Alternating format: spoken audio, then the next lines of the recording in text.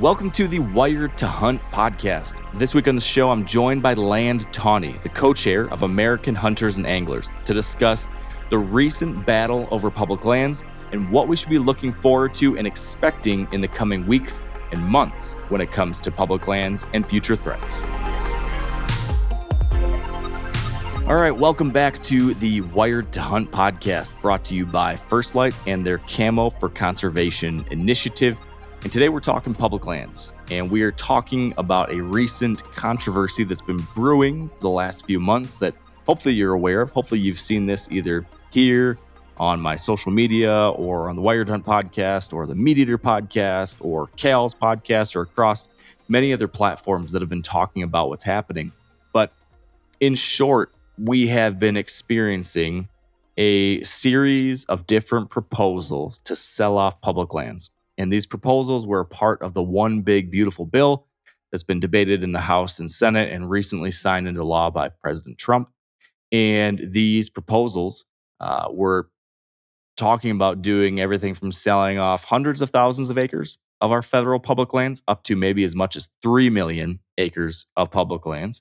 And as, again, I hope you are aware, there was this massive opposition to that, this massive pushback from hunters and anglers and outdoor folks of all types. And ultimately, we were able to get the sale provision pulled out. There are many other things still included in this bill that passed that do impact public lands, but the sale part was taken out. And so today, what I want to do is talk about what just happened, what we can learn from it, what we can take from it and apply to future advocacy and pushback when the next thing happens, when the next threat to our public lands or wildlife or waters appears. And then finally, take a deep dive into what those next threats might be, what's coming down the pipeline, what was still included in this bill that passed that impacts hunters and anglers and outdoor people and wildlife, and what are some of these other things being proposed right now or that might be coming that could impact our access to public lands, our abilities to hunt or fish or do anything out on these places. So that's the topic today. Our guest is someone who has a tremendous amount of experience in this world in advocating for these things and rallying grassroots support to do something like we just did, stop this public land sale. And that person, that guest, is Land Tawney. Land was the former president and CEO of Backcountry Hunters and Anglers. He worked previously to that for the National Wildlife Federation and the Theodore Roosevelt Conservation Partnership. And he now is the co-chair of a new organization called American Hunters and Anglers. And he and his organization were deeply involved in the grassroots pushback against this public land sale as well. And he's been deeply engaged in many of these previous battles. For more than a quarter century, he's been working on this stuff. So he has a deep well of knowledge about what's happening, what's happened in the past, and what's likely to come down the pipe in the coming weeks, months, and years. So that's why Land is the guy to talk to here today. We're going to cover all those things. What's happened, what's happening now, what could come in the future, and then what we can do as individuals to make sure that we stop the next one and the next one after that, and making sure that we have quality places to hunt and fish or backpack and camp or simply have wild open space or wild animals still out there or wild fish in the rivers. All of that is in the game plan today. It's a great chat. I'm excited for you to tune in. I'm excited for you to be inspired and educated by Land and to get out there and continue fighting the good fight yourself. So that's what we're doing today. Very quick update. This hat that I'm wearing, if you're watching on video, is a brand new hat for Wired Hunt. It's over on the MeatEater store. If you're interested in repping this pretty cool camo vintage whitetail hat yourself, you can check it out at themeateater.com. Navigate to the shop, you'll find it there, as well as a whole bunch of new hats and other logo wear. So check that out if you're interested. And otherwise, let's get to my chat with Land Tawney.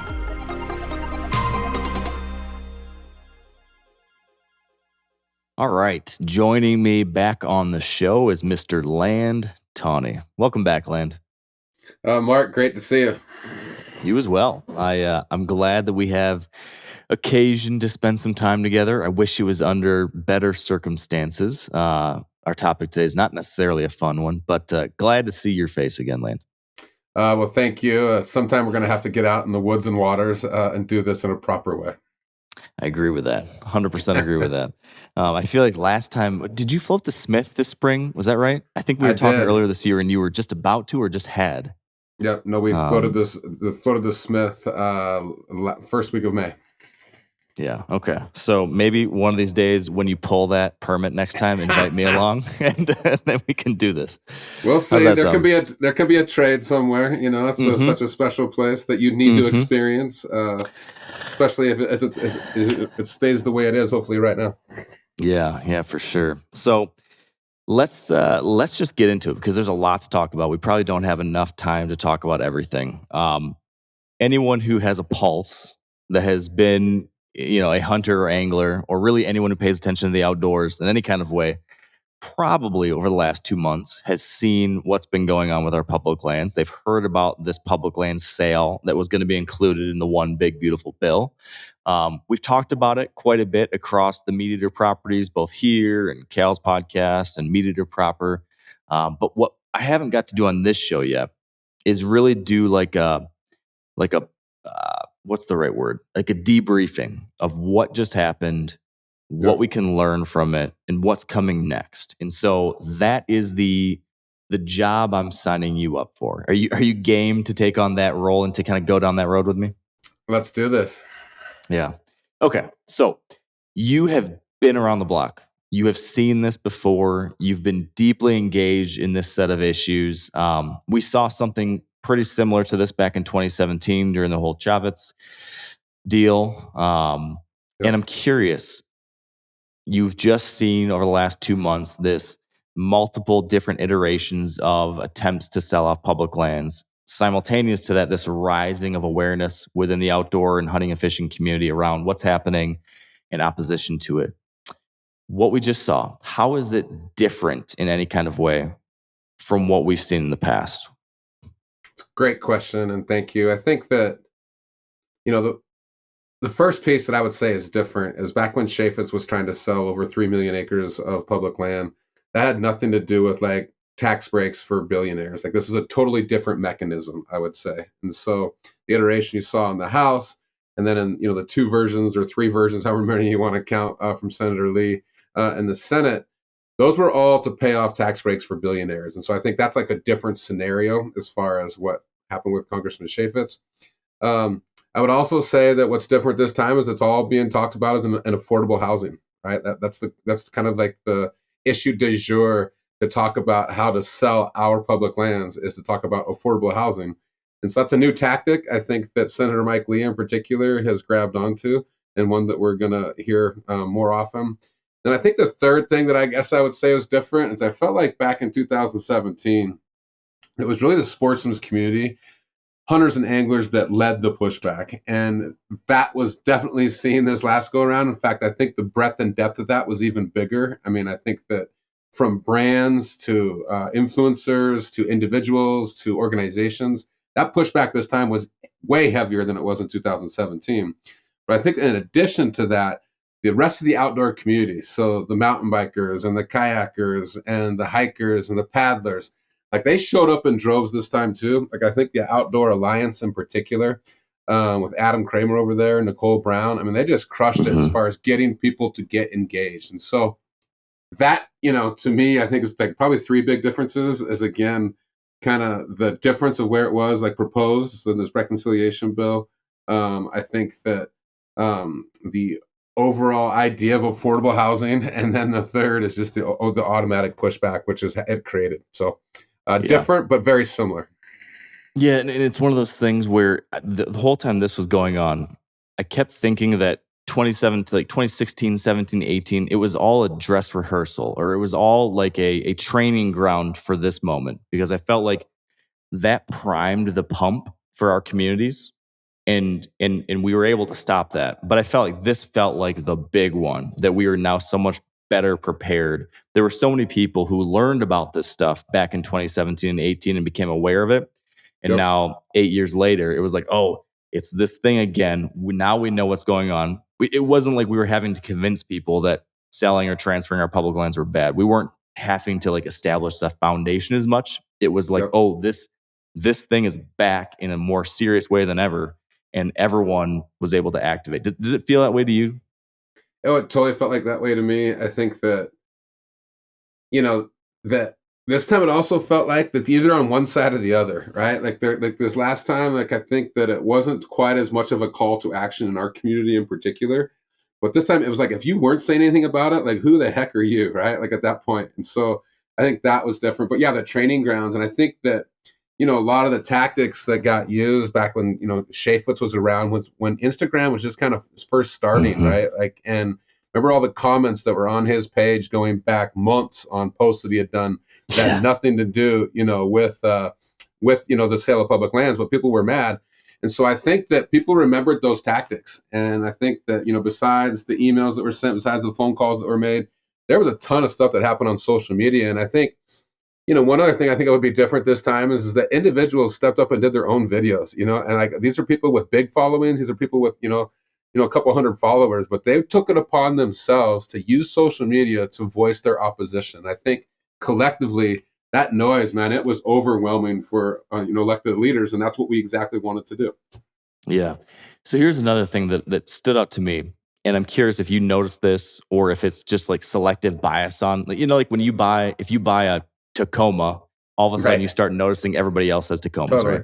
So maybe this is that effect. But it did feel like this over the last couple months, the idea of calling your elected officials became more public, became more like the intimidation factor around it, I think disappeared for a lot of people. I had stories from more people than I've ever heard of average folks who have never done this before, who all of a sudden were like, okay, I'm finally doing it. And then everyone being like, oh, it's not so bad. It's easy. You should do it. I've heard of more people making phone calls this time around than ever before. And I'm wondering if A, if you think that's true, and if B, if that is true, which I think it is, that's like a huge silver lining coming out of all this, because I think we maybe have like removed like a safety off the bear spray for our community, that all of a sudden they realize, okay, now we know how to use this thing and we can use it again. That in the past we haven't. Does that resonate with you?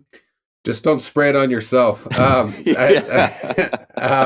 I think it totally does resonate with me. And I think that, it's easy to send an email. And I think that, the feedback that we're getting is that email just doesn't really cut through the noise. A phone call does, right? And I think that it is scary, but when you see other people doing it, and then like when you have something that you care so much about, Mark, like that you care so much about and it's ready to be taken away from you, you're willing to take that risk and get on the phone and make a phone call because it matters so much to you. And then you realize it's not as big of a deal. And you tell your friends, and then they, I think that momentum builds. But I would totally agree that the phone calls this time around, and I think, I credit folks like you that made phone calls like on camera, right? Like, this is that easy, right? I'm going to make a phone call right here. And I think that when people see that, they're like, okay, maybe it isn't so scary. Yeah, it really isn't. I've yet to have anyone argue with me or quibble with my perspective. Totally. Usually it's just a sad, lonely, overworked intern who just is going to take whatever you say down. They're sitting there, they're keeping score, right? Like they're taking your name and where you're from, and it matters if you're from that state. Like it really matters. Not that should stop us from calling, let's say, people like Mike Lee, but they're keeping a tally, right? And so and the more that they get, then they're going to go report that to the boss. And so you may be getting, that overworked intern, as you say. One, be polite to them. They may be chief of staff at some point. You should also just treat everybody with respect anyways. But know that stuff does trickle up. Yeah. Are there any other, I hate to say wins, but like a silver lining to what we just experienced and everything that's gone on? Are there any other things that came out of this? And I say all this with the realization that we'll get to the fact that it's not really done. There's much more going on, but we did just kind of win a battle. We won a small battle in a larger war. A bunch of other stuff that's not great still happened, which we'll talk about here in a second. But coming out of the fact that this one big beautiful bill has passed, we got a little portion of it taken out. Is there anything else you take away from this moment, from this several month experience that we as a community went through this win? Anything else that you would take out either as just as a key takeaway or a silver lining or something we can learn from? a lot of people say you learn, more from losses than you do from wins. And I kind of think that's bullshit, especially right now. Like, we think about what just happened. And in some ways it didn't surprise me, but also you never know, right? You never know what the people are going to do. There's so much that is coming at us on so many fronts. Is this going to be the place? And it happened to be where everybody came together. And what everybody should take away from that is, oh my goodness, look how democracy works. When we all demand something, when you are a Republican, Democrat, Independent, you might not even have voted in the last election, but when you use your voice collectively, like when we use our voices collectively, like look what we can accomplish. And so, Yeah. As you said, like this was a battle. I mean, I've been using this analogy, we're celebrating folks that got it out of there, which I think is totally awesome.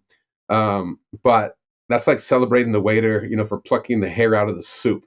Like that hair should have never been in that soup in the first place. And who are the damn cooks, and how do we keep it out of there going forward? And so I think we should celebrate it. We all came together. The squeaky wheel still gets the grease in this country. I'm very surprised that this is kind of the issue, that was the one that brought us all together, but it also takes solace in it. And in some ways, I'm not surprised because I know that, these lands, again, they don't matter who you are, and they belong to all of us. And what a legacy that we have. And I think people are really, whether that's, the education that's happened since 2017, Mark, I think you made an astute observation. You didn't have to convince people this is a bad idea. It was like a hell no, besides a very, very small fraction. And so that was great. And I think we should all take solace in that. Yeah. Another thing that stood out to me was that this was another terrific example of the influence and impact we can have when we come together on an issue across party lines. When we set aside whatever team we like to say we're a part of, and instead just focused on an issue and said, hey, maybe I'm a Republican, or maybe I'm a Democrat, or maybe I'm an independent. Doesn't matter. This idea of selling off our public lands is a bad idea. So I'm going to go to a protest and stand next to the MAGA hat wearing, or the rainbow T-shirt wearing, or the whatever person, right? Who cares? Because we care about this thing so much. And to your point, that the wheel was really squeaky when you stand up with all these different types of people. And you force people in power to listen when they can't just say, oh, those are just the people that hate me anyways. When instead it's like the people that hate you, the people that are kind of on the fence about you, and the people who voted for you, when they say, hey, this is a bad idea, that influences change. And that is something that we need to remember today with the current administration. It's something we need to remember 3 years from now with the next administration and the next one and the next one, no matter who is in power. There are a lot of folks out there who maybe have a different team on their T-shirt title, but we share many common interests, especially when it comes to public lands, waters, wildlife. We can set aside whatever differences we have to come together on these core shared things and actually see success because of it. Totally. And I think the sale of public lands is an easy one to come across. Then we start talking about the management, of public lands, and that maybe is a different one to coalesce around, right? But I think you learn some trust, maybe as you're saying, and you find some shared common ground so you can have conversations about other issues. And I don't want to be too Pollyannish and say that, now we're going to sing off the same sheet of music in our community forever. Yeah. That's not going to happen. But I think when you do have those shared experiences and that shared, I guess, just ultimate goal, then it's a great way to come together. And yeah, I mean, so goes public land, so goes America. And so if we can come together here, I think we can work on other issues. Yeah. Okay, so we beat back this iteration of Mike Lee's public land sale. Our work's done. Everything's good and golden moving forward, right? That would be so awesome if we could just ride off into the sunset, go get on the water, go out, get in the woods, and just relax, which, I think there's two things I would say about that. One is that none of what we have, this conversation that you and I are having today, Mark, none of it happened by accident, right? There's been battles and, wins and losses for, almost 200 years in the modern day kind of conservationist country, and even longer than that. But like, let's just remember that, this is an ongoing thing that'll never be over. And then kind of, take some solace in that, right? Like we get to be part of what's next. But what's next is the onslaught is still here. This is just I think using your words, this was a small victory in the overall war against our public lands and our public wildlife. Yeah. So, so I want to talk through some of the other things that were included in the bill that just passed. Yeah. But before that, I just want to see if you have heard any more details on a rumor that I've heard a little bit, which is that Lee might be still trying to introduce something separately in the somewhat near future with some revised version of a land sale. Yeah. Do you have any word on that? Any details on that? Anything like that coming down the pipeline, you think? No, I mean, I saw a story from Kirk Siegler this morning out of National Public Radio that's, kind of mentioned that Mike Lee is going to, be introducing something soon. He's Yep. talked about it, after he pulled it out, I'm not done, thanks for the feedback, but I'm coming back for more, and it's Yeah. like, he's coming back with it, what it will look like and when, I'm not sure. If he does, bring it on, man. It gives our community something to coalesce around. I get worried at some level it's a distraction though from other things that are going on, right? And so maybe they're playing chess and they're trying to distract us and we got this, and so now we've used our energy, we're not going to use it over here, right? And I worry about that a little bit.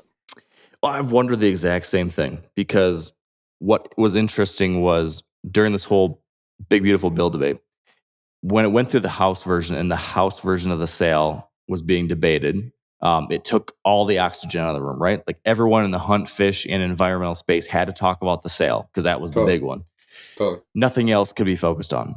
And then that part got pulled out. And then all of a sudden it's like, okay, let's look at everything else that's in there. Oh, there's, Too late. at that time, like, Boundary Waters is still in there. The Arctic National Wildlife Refuge drilling was still in there. I think at that point, the Ambler Road thing was still in there. So everyone started focusing on all these other things that had been kind of hidden beneath the land sale.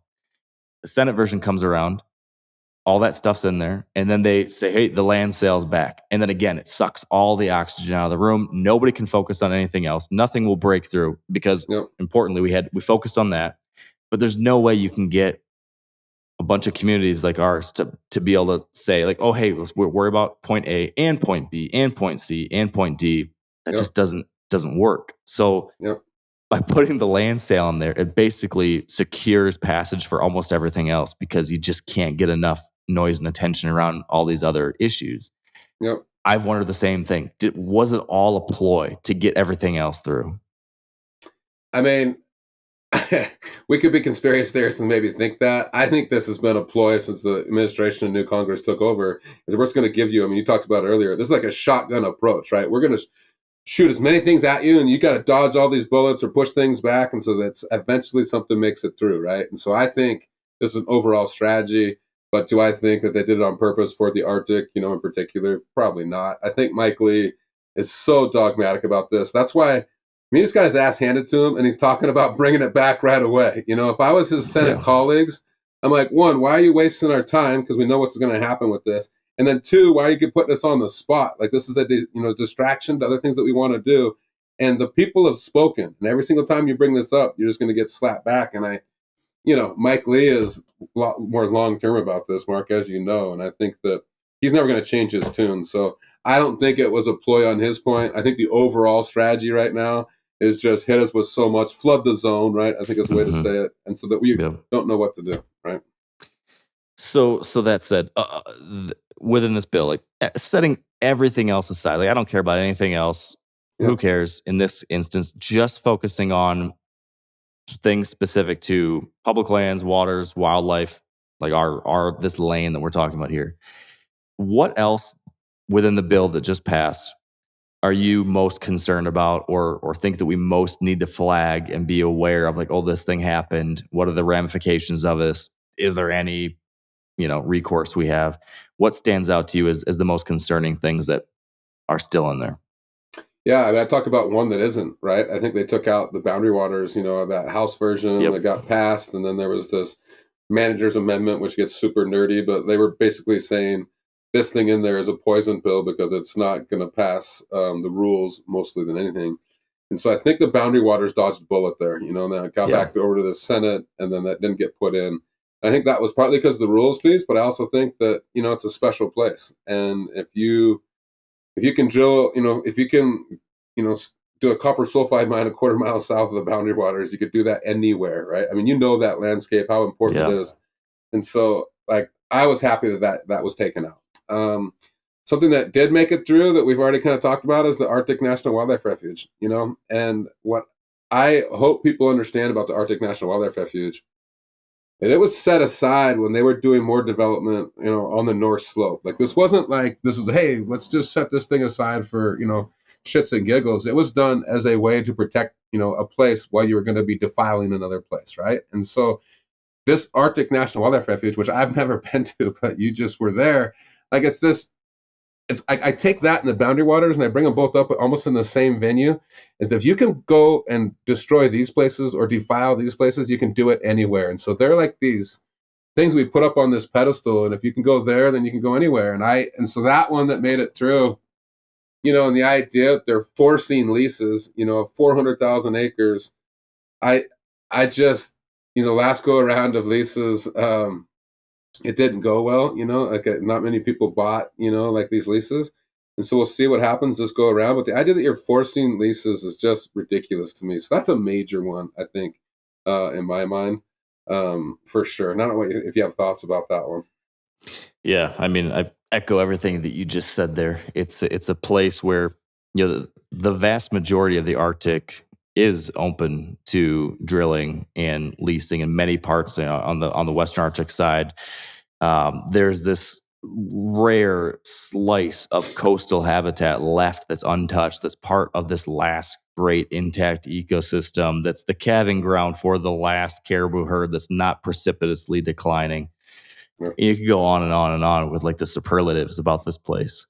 Yeah. I mean, to your point, like, are there a few last places that we don't have to do this to? And unfortunately, it seems like some folks don't think so. Yeah. But yeah, after getting to experience it myself and just really recognize what a rare resource that is on its own as it is, Yep. It's heartbreaking to think of that changing. Yep. But there's unfortunately many examples of that, whether it's the Boundary Waters or the southern part of the Brooks Range where the Ambler Road is proposed, or I mean, many other places I'm sure we're going to talk about. So that's, as you mentioned earlier, it's been going on for decades and decades and decades. Yeah. And it was funny. When I wrote my book, 6 years ago or 7 years ago or whatever it was, what I realized was that thing right there, which is that as long as we have had this public land system, we have had these debates, we have had these fights, we have had these battles. And from one perspective, that can be like really discouraging when you recognize like, oh, wow, this has been going on forever. It's going to continue forever. As long as we have these places, people will see dollar signs and want it.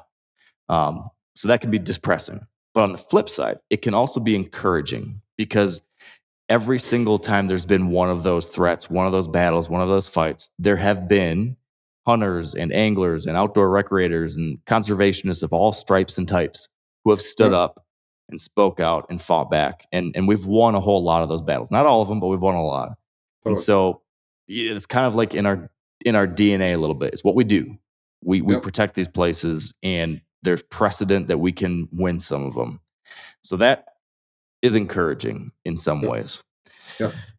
But I'm going to mention one more. It's a lot, right? Like, and I think, again, like, you can be overwhelmed by that, like, this fight's never going to be over, and that we continue to like have to, push back against these things. And it seems like they come in cycles. I think you talked about, the Arctic has been a political football for the last 20 years. I think that the sale of public land seems to come up every 8 to 10 years, and so these things come back.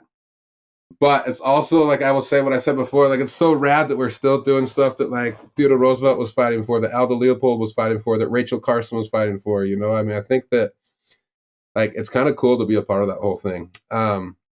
You talk about that bill, and one more, there's a lot of stuff in there, but there's another piece in there that takes, infrastructure money away from the national parks.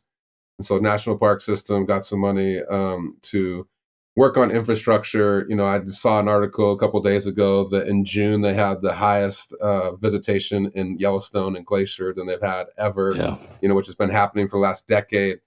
And so you had, I think it was like $350 to $400 million that they took out, for actual maintenance and like infrastructure for our parks. And I'm like, here's this amazing renewable resource. That people are going to go there because, like, this is what they want. This is where they want to recreate. You've seen all this data. It contributes to this $1.2 trillion of economic output, which is the entire outdoor, economy. Why are you taking away from the very things that care and feed? It doesn't sound very like fiscally responsible, I would say, to really, take away the resources from the very things that are, if you care and feed, not only can we maintain that 1.2 trillion, but we can also grow that. So that is one that I'll call out every single time, just because I think it's ridiculous.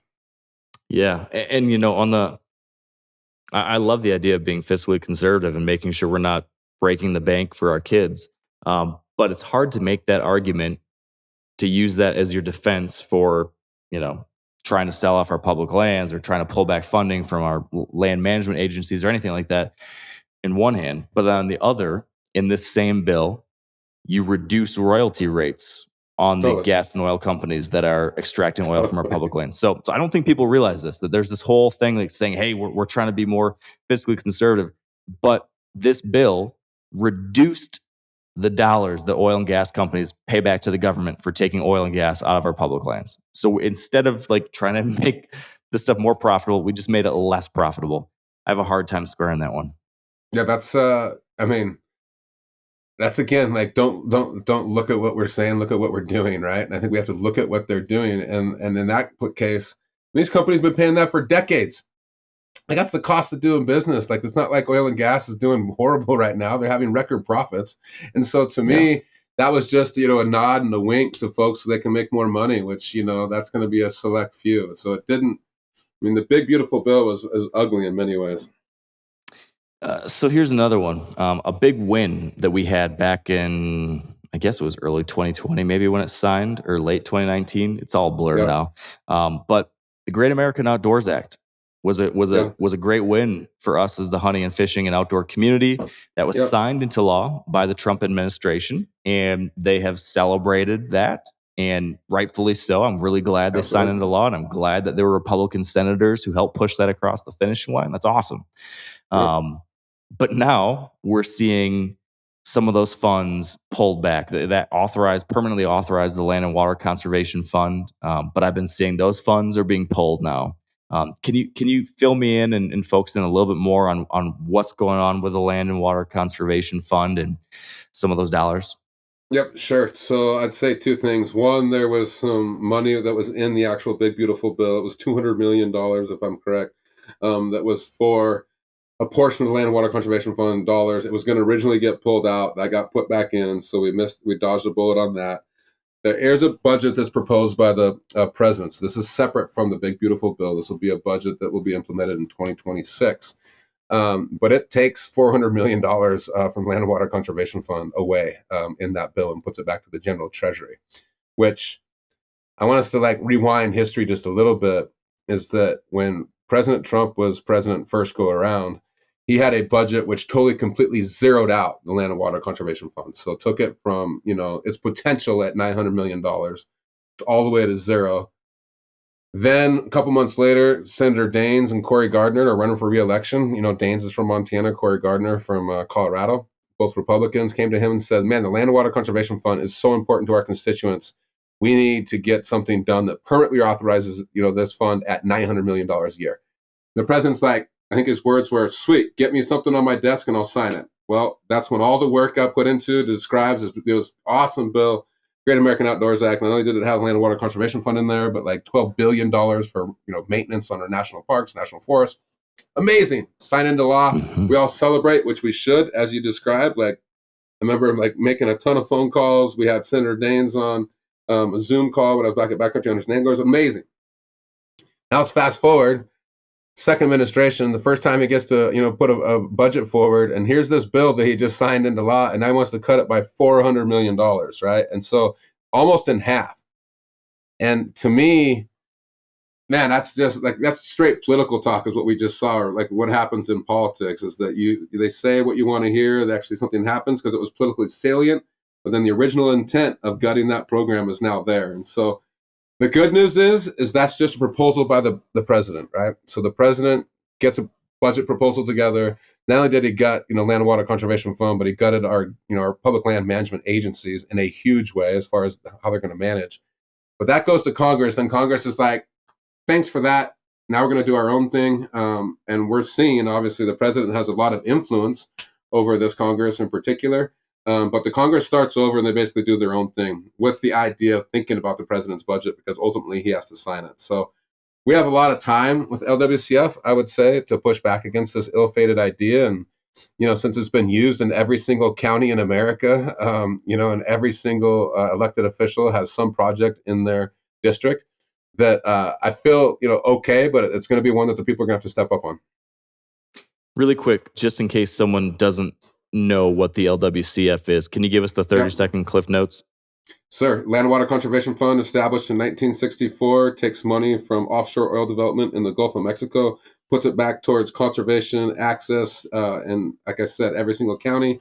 If you've ever been to a swimming pool, a golf course, or a soccer field in a small community in particular, it's probably paid for by the Land Water Conservation Fund. Any single time you've been on a boat ramp or a river access site, that's usually paid for by the Land Water Conservation Fund. And so not only that, but it's used for big kind of purchase conservation easements across this country for wildlife corridors and for sportsmen's access. So it is like one of the tools for access and conservation and just recreation in general in this country. Yeah, huge. Okay, so we've talked about the big beautiful bill that passed. What's still in it? What's not still in it? We've talked about some of this budget stuff a little bit. Yeah. What's the next big thing you think? Again, back to like flood the zone. There's a lot of stuff going on. There's many different proposals and potential legislation and administrative actions that will influence public lands, waters, wildlife. But what's the next big one that you want to shine a light on that we should be aware of? So I talk about like the 3 Ds, right? So the first D would be defund, and we'll talk a little bit more about that in a second. Then you talk about dismantle, and then all towards the idea of divest. And divest is just a fancy word for sell it, off. And so let's talk about the defund, because we've already talked about that already. Like this budget, just to put a finer point on it, is going to be a major deal for our public lands management agencies in 2026. They've already, taken huge hits on staffing in particular, but they've been, underfunded for a couple of decades leading up to this already, right? We haven't kept up with inflation. We haven't kept up with like the amount of, I would say, use these public lands are getting, which continues to go up, I described earlier. And so that defunding, I think, is huge. The next one, so we've already talked about that. The next one I would talk about is just this dismantling. And so Supreme Court just ruled last week that it's okay for the Trump administration to go around Congress and do reductions in force through the agencies. And so all the firing basically that happened through Doge is now kind of been said to the Supreme Court that was okay. And it opens up the door to do it again. And so, I've got friends within the agency. I have, retired folks. I have folks that have just left calling me, and they're so nervous about what this next one's going to look like, especially, as we're facing fire season, here in Montana. It's not as bad yet as it probably could be, but it's starting. And we've already going to be working on a really skeleton crew there. And so what happens, I think that's dismantling. And I say these two things, if you break it, and somebody's got to fix it. And how do you fix it? You privatize it. And that's kind of like the game plan that we're seeing. So then you get to that, that last word, divest. And so those two, we got to be paying attention. And so how do we push back against that? Well, I think first go around, when the national parks were in such trouble in particular, because national parks are, again, like celebrated probably as the crown jewel, of all of our public lands. When they were being reduced in staff, people started pushing back. And that's when the administration said, well, we're going to hire back, some people temporarily, right? I think Doug Burgum came out and said that.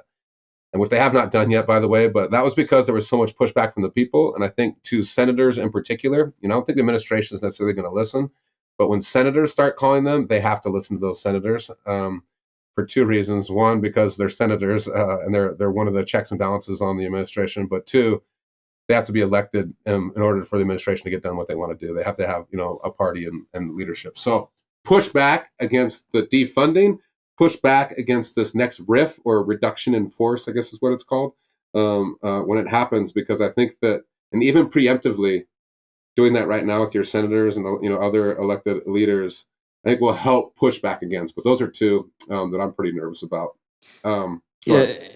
I was just gonna say, there's kind of like an in between the dismantle and divest, which is decry, right? Where it's they defund, they dismantle, and then they call foul on our public land management. And they say, see, the federal government should not be managing these lands. The federal government shouldn't have these places because look what a lousy job they're doing managing your forests. Look at what a lousy job they're doing dealing with traffic in the national parks. Look at what a lousy job they're doing on A, B, or C. All the while, the Congress is the ones who are controlling the purse strings, who are making it nearly impossible for these agencies to do their job. Absolutely. So it's wild. It's an incredibly effective strategy, probably, and it's a shame that they can get away with this because yes, they are basically creating these circumstances themselves that allow themselves to tell the story that gives them rationale to say transfer it, sell it, get rid of it, or let us just extract as much resources as we could off of it because A, B, and C isn't working. So it's I don't know. This sounds hyperbolic maybe, but it's kind of malevolent. Like it's pretty. I'm sure there's plenty of people who aren't, in on some kind of like deep, dark plan to get rid of our public lands. But there's a few people probably that are like, hey, this is how we're going to do it. There's think tanks that have been writing about how to do this for years, for decades. And some of these people have positions of power or influence now. So it's not something, I don't care if you are a Republican or a Democrat or somewhere in between. If you use these places to go on your elk hunts or your deer hunts or trout fishing trips or whatever, this is stuff that matters. We got to step outside of our teams and just say, hey, this isn't the place to be messing around. You're totally right. And I think it is systematic, right? And I think that if you think about Project 25, or I don't know if you've seen Homesteading 2.0, but it's all, this is all about divesting public lands. These are people written by William Perry Pendley, who was director of Bureau of Land Management in the last Trump administration. Like these are things that have been talked about for a long time. And I've said it, Senator Mike Lee is not going anywhere. And this affordable housing is just the latest kind of piece that he's talking about. But what he really is going to be talking about soon is going to be this, they're broken. Let's, sell them and privatize them. So, no, you're totally right. I think I'm going to start using that word decry. I like it. Well done. So of the, as we've been talking about, there's been all of this noise, all of these different things kind of clouding the waters. And this public land sale definitely did that in a big way. We've been talking about the kind of the defund, dismantle, divest, and that kind of trajectory of things. But,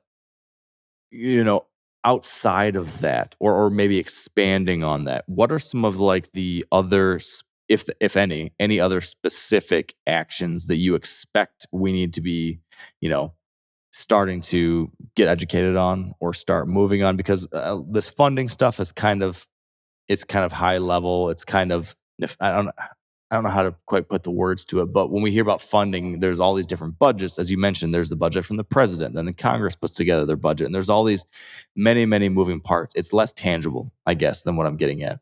The firings seem somewhat tangible, but again, maybe a little bit outside of, I can't quite draw a circle around who to talk to for every one of these issues or how to address every one of these issues. Are there any other more tangible, specific threats outside of that we can keep tabs on? I mean, you mentioned boundary waters earlier. That's probably one because that's back on the table in a different kind of way. But are there any other specifics you want to make sure we cover here? I mean, that's a good question. I mean, I think, within the budget, it gets pretty complicated pretty quickly. It kind of feels like, I think you were searching for a word, maybe that's it's not tangible, right? Like it's hard to put your arms around it. That said, there's also, there's pushes within the budget to, let's say, take away kind of the bird banding program in this country, right? And bird banding, especially on waterfowl, is one of the ways that we count waterfowl, one of the ways we see what kind of hunter take is on waterfowl. And so that program goes away. It's going to be a lot harder to count ducks and a lot harder to set seasons on ducks. And so I think as this budget kind of rolls out, I think there'll be individual things that we can all point to that are much more specific and tangible versus just like kind of these large numbers and what does that mean to these agencies, right? So I Great think point. that's something to look at. When you talk about boundary waters, you got Congressman Stauber's bill in the House. That's like basically let's open it up and let's get this copper mine, done. Then you have Senator Tina Smith's bill that's like, no, hold on, like this is a special place. Let's not, put a copper mine, sulfide mine quarter mile south. And so those two are competing. They're in different chambers. One to say hell no to, and the other one to say hell yes to. And so I think those are some things. I think we'll find more things like that. Like I know that there's starting to be talk about wilderness study areas in particular. There's some conversations going on around roadless lands right now as well. And so I think there'll be specific areas. You talked about the Ambler Road. Like we're not done with that one either. Let's talk about like the Eisenbeck National Wildlife Refuge, which is up in Alaska too, which is this amazing place that they want to put a road right through the middle of that. And that's actually the portion they want to put it through as wilderness. And so you do it there, you can kind of do it anywhere. Is another kind of one of those ideas. And so I think we'll have specific places. There'll be some positive things in like that too. There's been a bill that's been floating around for a long time here in Montana called the Blackfoot Clearwater Conservation Act. That's basically been working with loggers and with snowmobilers, with hikers, with hunters to come up with what the landscape looks like. In some places, you're going to have, more timber development, which wasn't been a part of this bill, but that's been in other bills. But that's why the timber companies still support it. But it'll be like new wilderness here in Montana, which would be absolutely awesome and hasn't happened in decades. And I think now having Senator Tester gone, there's much more of an opportunity probably for this to happen, even though he was a champion. I think that there was others in this state that didn't want him to get a win, and so they were not supportive of that bill. But I think to answer your question just more directly, I think there's going to be these individual opportunities to get involved in individual landscapes, which, in those landscapes will mean something to those people on the ground, but obviously some of these bigger places to all of us across the country. Yeah. And also I think kind of piggybacking off of that, what I'm starting to learn is that even if I am never going to go to one of these places, or if I've yet to go to one of these places, or if they are far from home, they oftentimes still have like trickle down effects on the places that I do visit or places that are close to my home, because they set a precedent. Like you said, like, hey, if this reconciliation package can force through drilling in a wildlife refuge that was created originally specifically for wildlife and to preserve this area, if that place can get opened up despite public opposition, that opens up the door for many more of these things to happen through a similar process. Or whether it be the boundary waters issue or Ambler Road or things going on in the Everglades, whatever it is, I think something I'm starting to see is that every one of these things is like a home waters or homeland kind of issue, because it will eventually impact me or you or us in one way or another. And so I at least I'm finding that more and more I'm trying to be educated and doing something for as many of these things as I can. It's same with like hunting rights. I mean, we've talked about this in the past too. Like if we lose the right to hunt mountain lions in Colorado, that very well could impact you in Montana or me in Idaho or wherever down the line. So I think the tiny silos that we used to live in, like, oh, I'm a Michigander, or I'm an Idahoan, or I'm a whitetail hunter, or whatever. I think by necessity, we might need to start increasing the sphere of what we focus on and what we try to help out on. Like, I'm going to chip in on this one today, even though it might not directly impact me tomorrow, because the next day it's going to be me. And I sure hope that someone in Florida or someone in Alaska or someone in Washington will also chip in on that issue too. Is that something that you've thought all about? I mean, it totally resonates with me, Mark. And I think that, we're all in this together, and we just showed what happens when we can all work together, what kind of collective power we have. And so I think that precedent setting is one that is super important that we need to pay attention to, that, it can happen over there. It can happen in my backyard.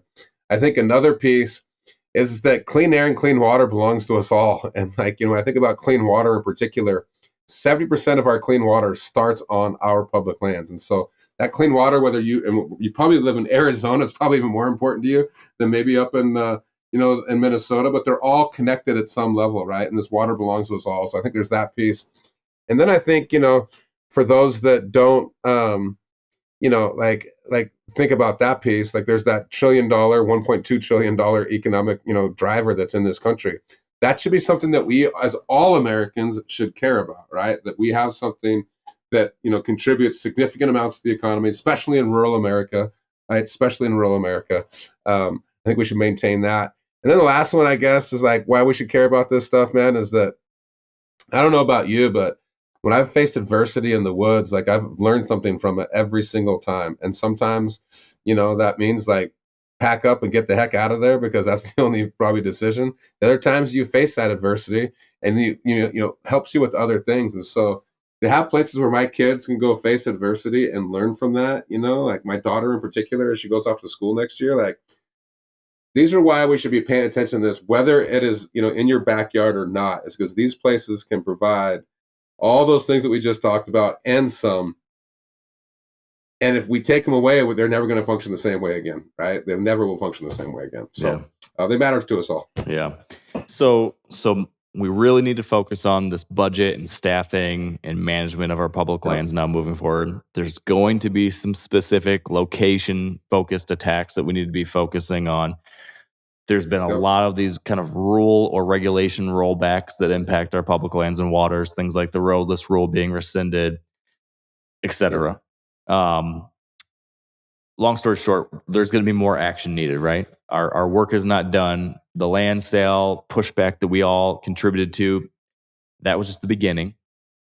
You have been involved in a lot of different campaigns over the years, whether it be prior to BHA or your time top backcountry hunters and anglers, or now with AHA, American Hunters and Anglers. You've seen what doesn't work. You've seen what does work. As far as building grassroots opposition or support for these various things, can you talk to me about some of the major takeaways you've had as far as what we as individuals can do or as members of an organization to move the needle on some of these issues that are already coming down the line and that inevitably will? What are some of like the big, like what's your theory of change, Land? What are the individual actions and larger like collective actions that really can help us moving forward when we're going to need to do something? Huge question, and thank you for this. I mean, I'd be a little flippant and say, first of all, he's like, stop bitching and start a revolution, right? Like, I think there's like a lot of this armchair quarterbacks that are sitting around and are like, oh, I don't like this and I don't like that. And they don't ever do anything about it, right? Like, you got to get off the couch and do something about it. And so I think action taking is always, again, we're going to lose some of these fights, but if you are not taking action, you are definitely going to lose. And you're not going to learn anything from being engaged in that fight either. And so I think that is like the fundamental one that I've probably learned over my 25 years is just take some action, right? Like, it doesn't really matter exactly what that action is, but take an individual action. Part of that, I think, is really in the community building piece, is talking to your friend circle. Like, we all have friends that come from many different walks of life, and there are friends for many different reasons, right? Like, they may be, we may sit around on the soccer sidelines with them because our kids are playing, or we may, actually hunt together. I mean, crazy thing that some of us still hunt together, right? But I think that, like, all the people that and that are in your sphere, the more that we're talking to them about these issues, how much they matter to us, and then asking them questions on, what do these places mean to you? Like, that overall, I think, question is really important. And part of what you're doing there is you're telling your own story. And so that theory of change, like, continue to tell your own story online in particular. It's this great venue to kind of, go out to your favorite,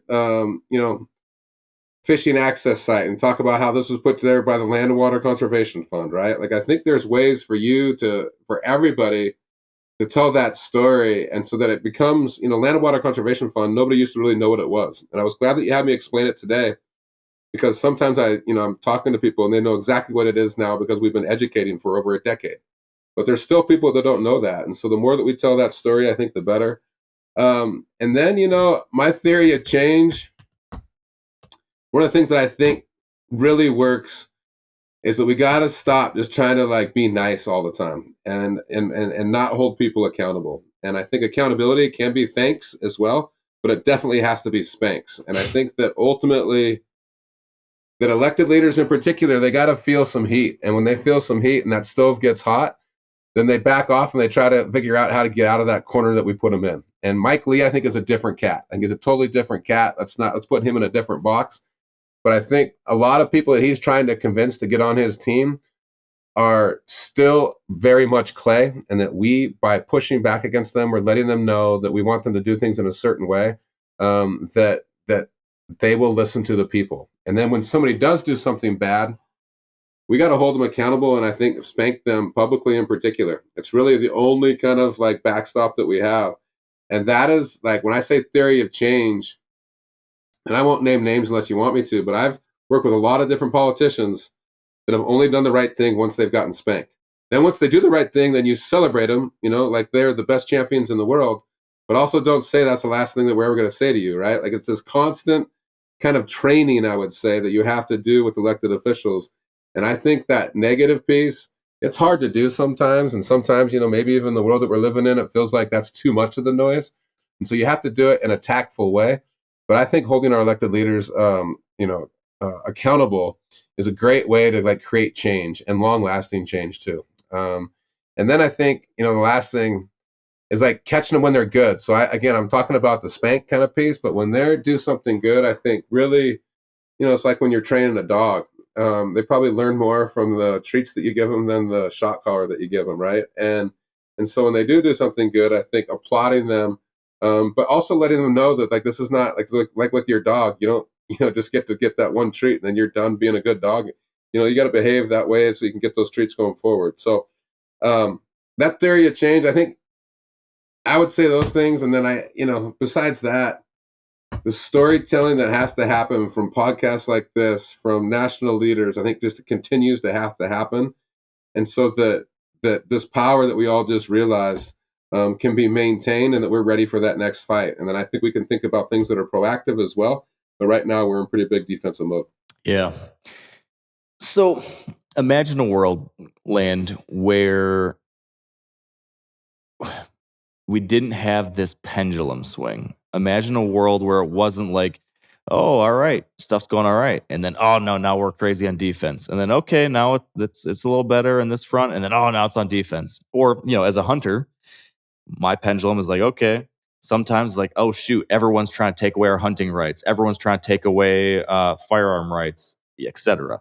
And then you get a new administration that's like, oh, geez, they're trying to take away our public lands. Oh, geez, they're rolling back every protection on our wildlife or wild places.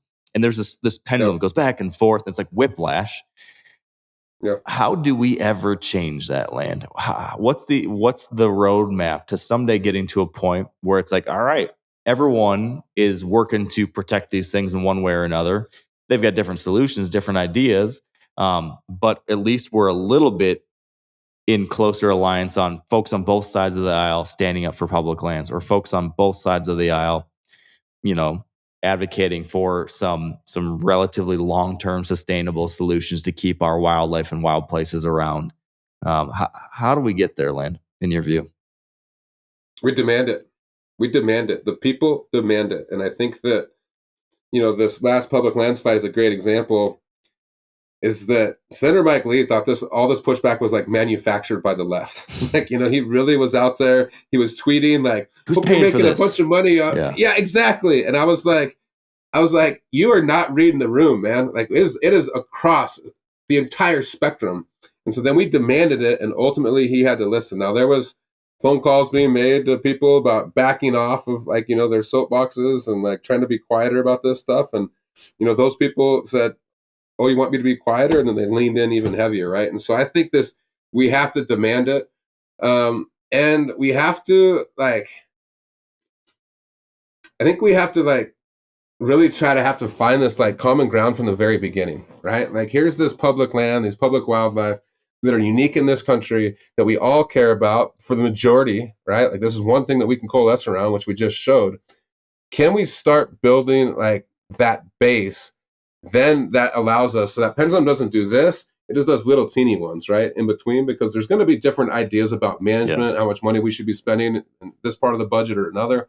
But as long as those things aren't way over here, that's on all three of the things you just talked about, right? And so, when Senator Tester and Senator Heinrich were both in the Senate together, like where is like the push from Democrats to help them, especially with gun rights stuff, right? Like, and help the other Democrats realize that that's like an issue that goes way too far one way, right? That there can be a conversation potentially more in that middle, or the same thing with like hunter rights, like how do we have these conversations more in here than like way over here and over here? And I think it's we the people demand it, and like that's how we build, this relationships that hopefully many of us as hunters, I've been trying to build them for 25 years, but hopefully more felt it this last go around.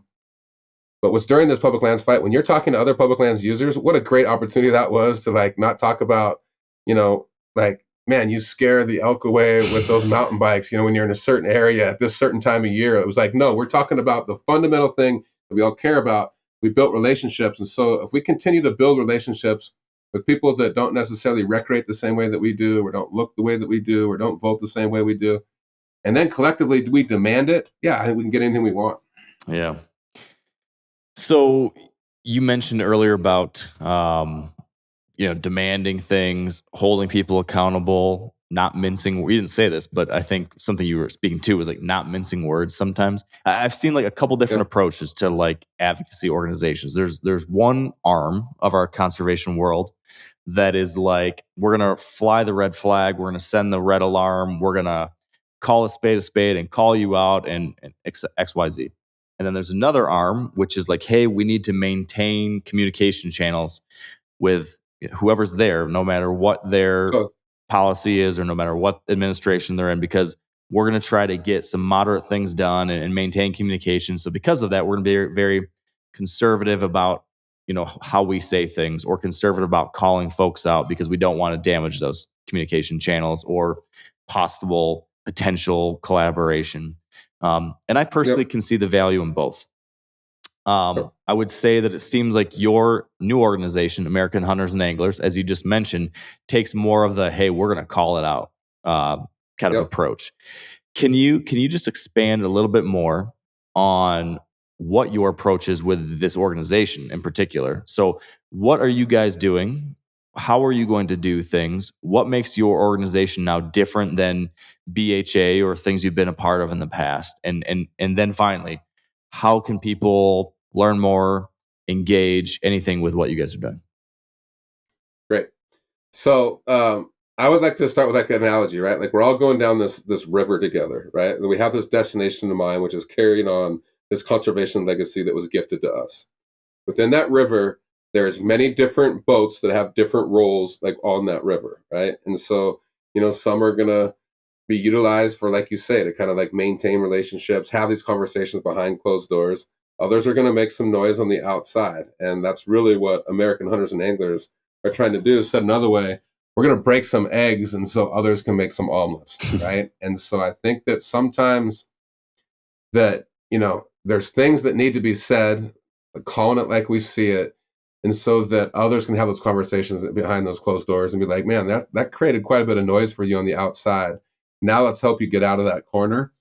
And so American Hunters and Anglers, we're 501c4, which a little bit nerdy, but BHA, Trout Unlimited, TRCP, majority of critter organizations or sportsmen's organizations are 501c3s. That's their designation as in the IRS. Within that, they can only lobby 20% of the time, which means they can only, report about what's going on and call you to action. That doesn't even mean about, individuals out in Washington, D.C., calling the people to action 20% of their time. So if you have $1 million, that's $200,000. So they're limited there, and they also can't get involved in elections. And that's a hard line for nonprofits on a C3 status. C4, unlimited lobbying, which again, like I'm not going out to DC and pounding the doors every single day. I'm not a registered lobbyist.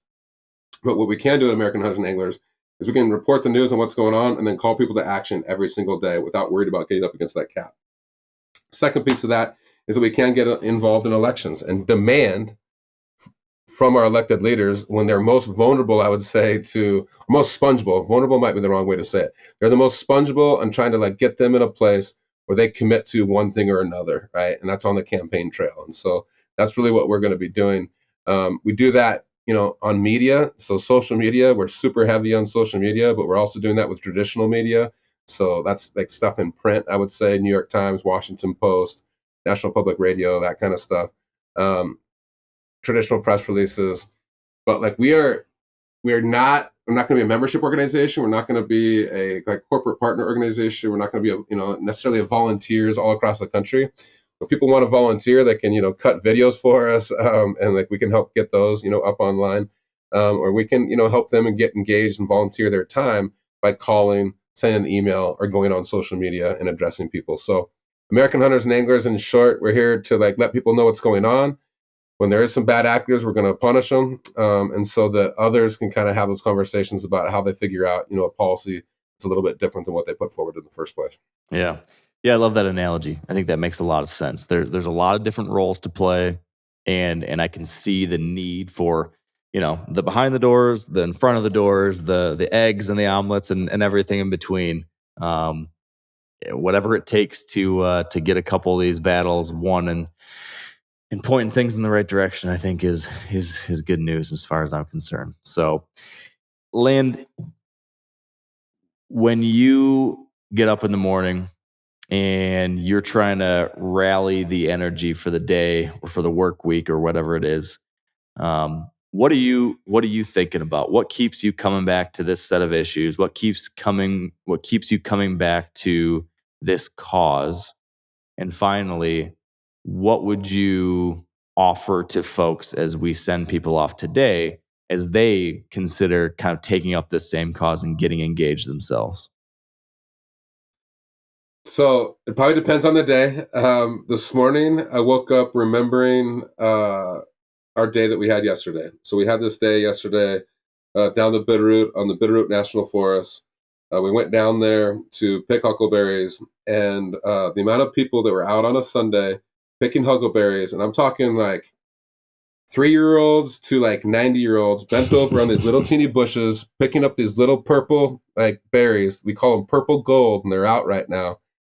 And the kids are eating them. They're hardly putting any in the bucket to have later with ice cream, or I cooked some for my kids this morning on pancakes. But like seeing that and seeing the people that were out there, and nobody's like, that's a Democrat, that's a Republican, or like how much money do you have in your bank account? Like everybody's on the same playing field, because you got to find the berries, then you got to pick them. Like there's no way other to get them, right? So I think that I was reminded of that this morning. And then yesterday, we also found this like tributary to this creek that we were on that has like this natural like water slide on it. And so it's like these slate rocks that have been turned on their sides. The water goes over the top of them, and you got to be a little bit careful, but this time of year, the water's not so high. And so you can get on those. And watching my kids, watching this exchange student that we have from Spain right now, the pure joy that they have, like going down this slide. And so when I woke up this morning, I mean, I think it's Edward Abbey's quote. It's like, be a part-time advocate. Yeah. So you got to get out there and touch and feel it, right? Yeah. Well, I went out and touched and feel it yesterday, and oh my God, am I fired up about like just making sure that my kids, that your kids have something to fight for, right? Like all our jobs are is like, I think that's, Doug Duran kind of, it's our time kind of, right? Yeah. Like we're here right now. Like, what are we going to do about it? And so that's what fires me up. And then I think for anybody, that's listening to this that is a little nervous about getting engaged, I get it. Like I get it. Sometimes it's scary, but hopefully listening to this podcast and watching others take action, that's all it is about taking action, whatever that is, and I think that you can do that again by picking up the phone, sending an email, doing your own social posts. There was a woman that created these bumper stickers that were super rad. I saw somebody that did a remake of This Land Is Your Land the other day, I think there's like whatever talent that you bring. Maybe you're like a CPA and you think, I don't really, know what to do about conservation. I guarantee you that every single volunteer conservation organization in this country is looking for a CPA to help them with the books right now and make them straight on their books. And so there's different talents that you can bring. It doesn't have to be, just this forward-facing, hard-hitting conservation stuff. So I would leave people with that as like, take individual action and know that nothing is ever given to us in this country, which is pretty awesome in a lot of ways. We have to go get it ourselves, and we have to earn it. And I think that's the very position we're in right now. That's the position we've always been in.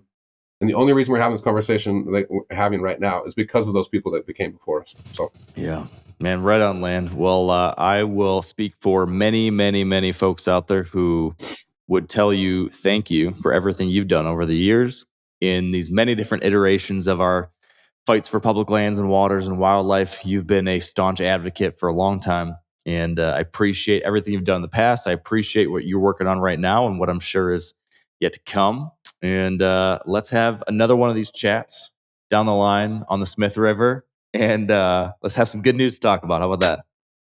I love it. I love it. And Mark, thank you for the accolades, but I would be remiss not to push that right back on you. And I think your voice and the way you're using it, thank you for continuing to be an advocate for all things wild in particular, but the wild public lands, public waters, and public wildlife in this country, because there's no other place like on the planet. And you're using your venue, your bully pulpit, to use the Roosevelt's words, in such a great way. So thank you. Back to you as well. Last thing. Website URL. Where can folks go to learn more about AHA and what you got going on? So love this website, nolandgrab.com. Pretty easy to remember. And then on the Insta, it's just America Hunters Anglers, no and in there. You can find us on the Instagram. So we'll update every single day on Instagram. Then you can sign up for our newsletter / just that kind of information on our website. Perfect. Nolandgrab.com. Can't forget that one. All right, let's talk again soon. All right, sounds good, Mark. Thank you. All right, thank you all for joining me. I hope you learned something today. I hope you were inspired to continue taking action, and I hope you will join me in the, as Land said, this battle that will never quite end as we continue to stand up for our wild places, our wildlife, our rights and opportunities to hunt and fish, our public lands, waters, and so much more. So until next time, thank you, and stay wired to hunt.